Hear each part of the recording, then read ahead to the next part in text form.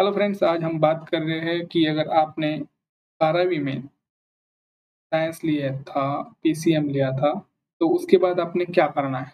आगे की जर्नी क्या होगी आपकी? समझ लो अभी हमारे जो फ्रेंड्स हैं, कोई छोटे-छोटे फ्रेंड्स हैं, जो अभी 12वीं में पढ़ रहे हैं, उनकी एग्ज़ाम हो गई है, अभी होने वाली है। तो उनको आगे जाके क्या और कौन-सी फ़ील्ड चूज़ करनी है? तो मैं आपको कुछ क्वेश्चन्स पूछूँगा, तो उनके बेसिस पे आप खुद का एनालिसिस करें कि हाँ, मुझे कौन-सी फ़ील्ड अच्छी रहेगी। तो देखो, अगर आपने पीसीएम ग्रुप रखा है तो डेफिनेटली आपके पास 2 ऑप्शंस होंगे, एक इंजीनियरिंग होगी और दूसरा कौन-सा होगा बीसीए, बीसीएस और बीएससी। कोई-कोई ऐसे हमारे फ्रेंड्स हैं जो 12th में कम मार्क हो गए, इसलिए वो डिप्लोमा भी करते हैं। वो डिप्लोमा को डायरेक्ट सेकंड ईयर को भी एडमिशन मिल जाता है ना? तो देखो, अभी एक मैं बात बताता हूँ आपको, इंजीनियरिंग में अगर आप महाराष्ट्र में हो, तो आपको सभी को पता है कि पुणे में क्या खर्चा है इंजीनियरिंग का, और बीसीए, बीसीएस और बीएससी का भी क्या खर्चा है। अगर हम बात करें इंजीनियरिंग की, तो अगर हम टॉप 10 कॉलेजेस की बात करें तो 1.5 लाख से लेके 1.8 तक की उनकी फीस है, कॉलेज फीस, और 1 लाख हॉस्टल का मिल के चलो, क्योंकि अगर आप हॉस्टल भी नहीं रहे, पीजी में रहे, तो उसका मेस आ गया, सब कुछ मिल के 1 लाख रुपए पर ईयर का मैं बात कर रहा हूँ। तो 1 ईयर का खर्चा हो गया 2.5।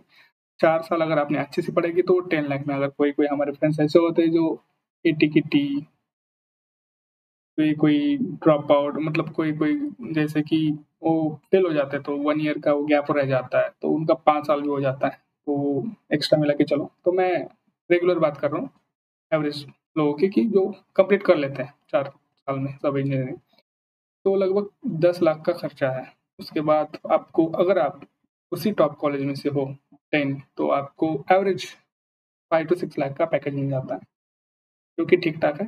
तो मैं आगे जाके अभी को ये भी बताने वाला हूँ कि कौन-सी फ़ील्ड आपको अभी चूज़ करनी होगी। तो IT, CS, mechanical, civil, electrical या अदर केमिकल वगैरह-वगैरह। तो हम बात कर रहे हैं दूसरी फ़ील्ड्स की, जो बीसीए है, बीसीएस है। तो उनका अगर खर्चा करें पर ईयर का तो 1 लाख है, प्लस बाकी का आप देख सकते हैं यहाँ पर। Total 3.2 is equal to 6 lakh. तो पैकेज भी मिलेगा तो उसपे 3 से 4 लाख मिलेगा। तो देखो, मैं यहाँ पर एक आपको बात कहने जा रहा हूँ कि समझो, को आईटी में जॉब करना है ना? तो आप एक तो इंजीनियरिंग कर सकते हो इसमें, नहीं तो आईटी में। दूसरा है, आप बीसीए, बीसीएस करके आप उधर से भी जॉब ले सकते हो। तो जो हमारे कुछ फ्रेंड्स हैं, उन्होंने बीसीए भी किया था और उनको एक अच्छी जॉब मिली है as compare to engineering as well. तो ऐसा नहीं है कि इधर फीस कम है, तो आप बीसीए के बाद आपको जॉब नहीं मिलेगा।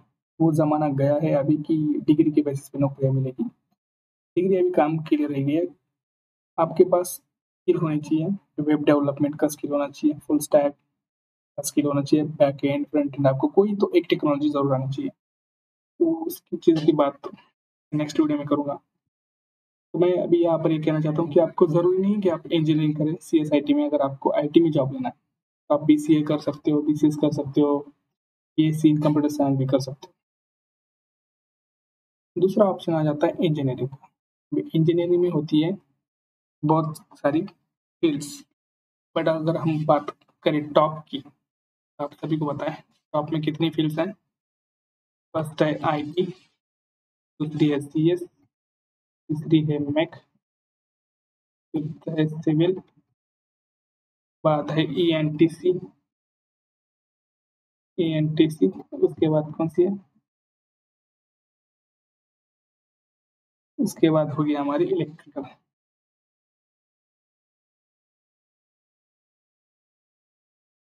ये मेन ब्रांचेस हैं। अब सभी को पता है कि लास्ट 10 इयर्स में हम बोल सकते हैं, या 5 टू 6 इयर्स में, यहाँ पर ये जो आपको 2 ब्रांचेस दिख रही है, आईटी और सीएस, उनने बहुत कुछ किया है, मतलब आपको दिया है।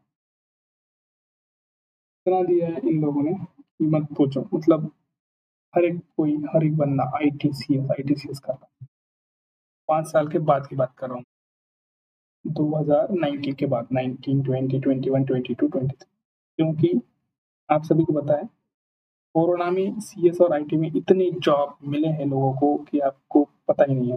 मतलब बहुत बड़े-बड़े अच्छे पैकेज मिले हैं मतलब 10 लाख, 15 लाख, 8 लाख अगर किसी को एकदम एवरेज बचा है तो उसको भी 6 लाख, 7 लाख ऐसा इतना बढ़िया पैकेज मिला है आईटी और सीएस में।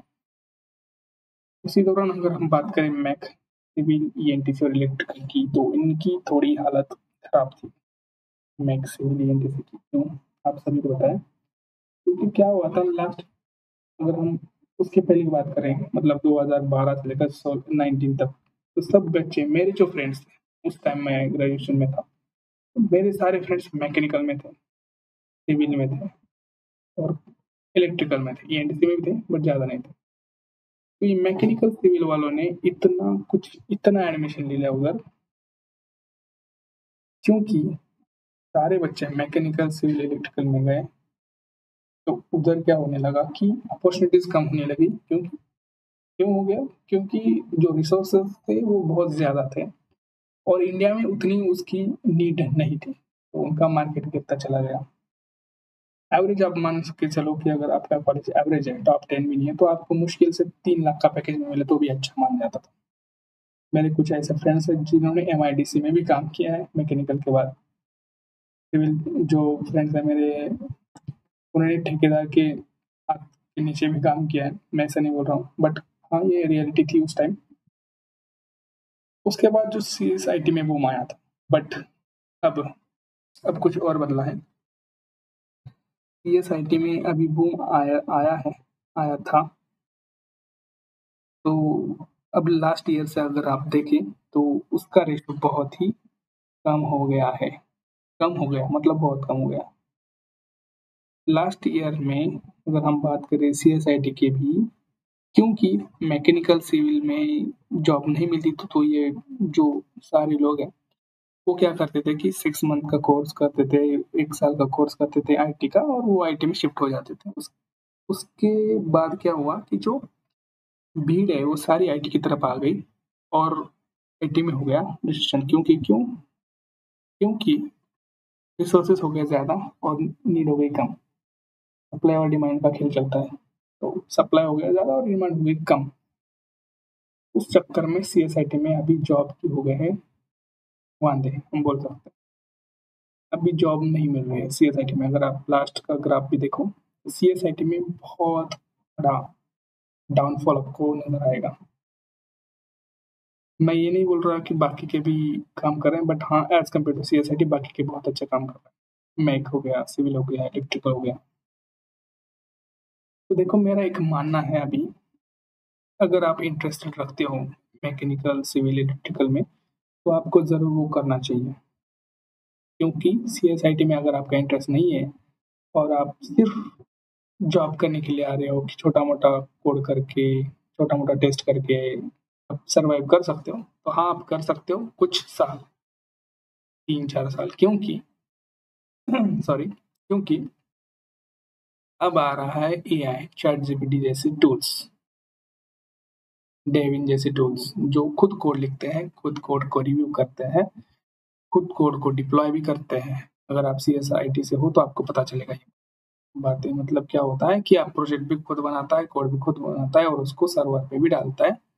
तो यहाँ पर नीड आपको कम होगी क्योंकि आप अगर एमएस मतलब मैकेनिकल सिविल से हो तो आपको उतना बैकग्राउंड का नॉलेज नहीं रहता है, तो आप सिंपल कोड ही लिखते हो। तो अगर आपको इंटरेस्ट रहा तो आप उसके अंदर बहुत जा सकते हो। ऐसा नहीं कि इसका स्कोप खत्म हो गया, नहीं, इसका स्कोप आने वाला है।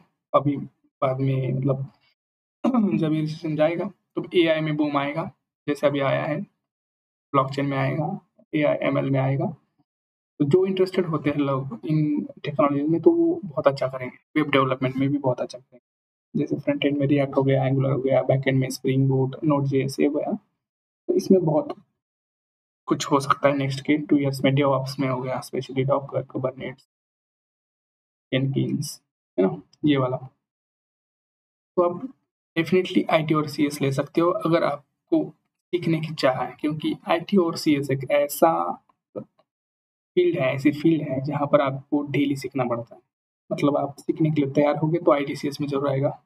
ऐसा नहीं बोल रहा बाकी जगह सीखने को नहीं मिलेगा, but as compare to this branches CSIT में आपको डेली सीखना पड़ता है, क्योंकि आपका कॉम्पिटिशन अब ह्यूमन नहीं रहा है, अब आपका कॉम्पिटिशन रहा है मशीन्स। जब आपको आपका जो कोड है वो खुद मशीन से रिव्यू करेगी और उस बेसिस पे आपको जज भी करेगी। तो यहाँ पर थोड़ा कॉम्पिटिशन टफ होने वाला है। तो मैं यही कहूँगा लास्ट में कि अगर आप इंटरेस्टेड रखते हो IT और CS में तो please go for that IT and CS। अगर आप मैकेनिकल, सिविल, ENTC और इलेक्ट्रिकल में इंटरेस्ट रखते हो तो गो फॉर दिस। ये भी बहुत बढ़िया अपॉर्चुनिटी होने वाली है। तो इस वीडियो में इतनी ही, क्योंकि वीडियो हो जाएगी लंबी। तो नेक्स्ट वीडियो में लेके आऊँगा अगर कौन सा कंसल्टेशन चाहिए आपको, मतलब 12वीं के बाद कोई हमारे फ्रेंड्स होते हैं जो 12वीं 10th पास हुए हैं और 10th के बाद उनको नहीं समझ रहा है कि क्या करें, तो वो भी क्वेश्चंस कमेंट्स में डाल सकते हो कि उस पे भी वीडियो बनाओ। तो मैं प्रॉपर क्वेश्चन आंसर के साथ आपको कौन से कितने ऑप्शंस है 12 10th के बाद, और 12th में भी आपको कोई कुछ और क्वेश्चंस होगा तो वो भी पूछ सकते हैं कमेंट सेक्शन में ज़रूर। प्लीज़ हमारे चैनल को सब्सक्राइब कीजिएगा और इस वीडियो को ज़्यादा से ज़्यादा शेयर कीजिएगा। चलिए मिलते हैं नेक्स्ट वीडियो में, तब के लिए जय हिंद।